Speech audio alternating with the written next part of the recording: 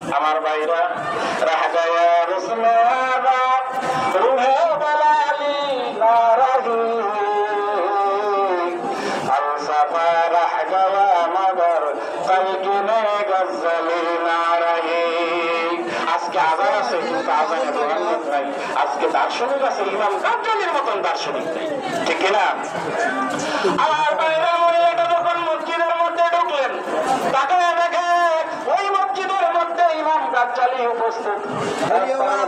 ওইখানে মসজিদের মধ্যে বসা মহিলাটা ডাকছিলেন, হযরত সন্ধ্যা হয়ে গেছে, বাইরে ঝড় বৃষ্টি হইতেছে, আমি এখান থেকে বাড়ি পর্যন্ত যাইব, আমার নিজের ইজ্জতের উপর হামলা আসতে পারে, আমি গ্যারান্টি নিতে পারি না।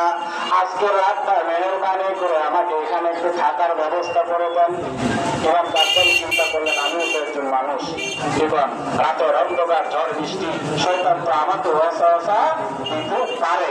এই জন্য ইমাম গাজ্জালি বললেন যে না, তুমি এখানে থাকতে পারবো না, তুমি বের হয়ে যাও।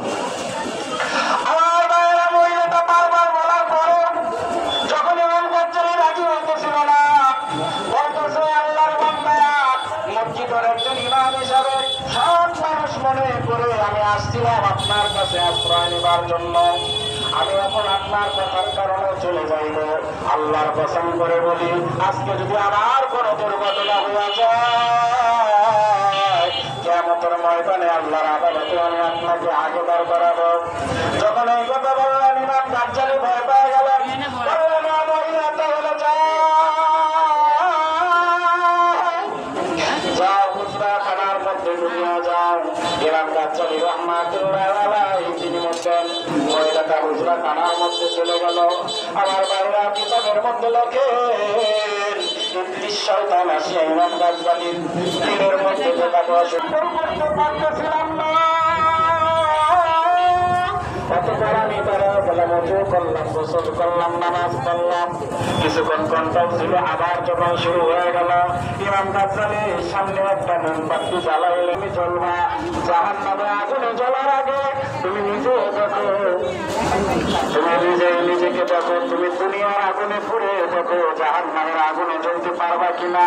এই বলে ইমাম গাজ্জালি সকল ভাইয়েরা রাস্তায় ঘোরাফেরা করতেছেন, আপনাদেরকে সবিনয় অনুরোধ করব, আপনারা ময়দানে এসে বসে যান আল্লাহ তাআলার হৃদয় মন্দিরের জন্য। এখনই আমাদের উদ্দেশ্যে আপনাদের সম্মুখে মূল্যবান নসিহত পেশ করবেন বাংলাদেশ মুজাহিদ কমিটি ঢাকা জেলা উত্তরের সম্মানিত সদর, বাংলাদেশ মুজাহিদ কমিটি আশুলিয়া থানা শাখার সদর।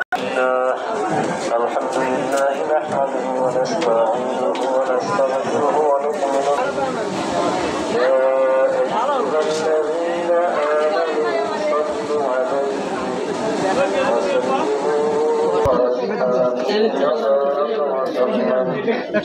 সাল্লিমু।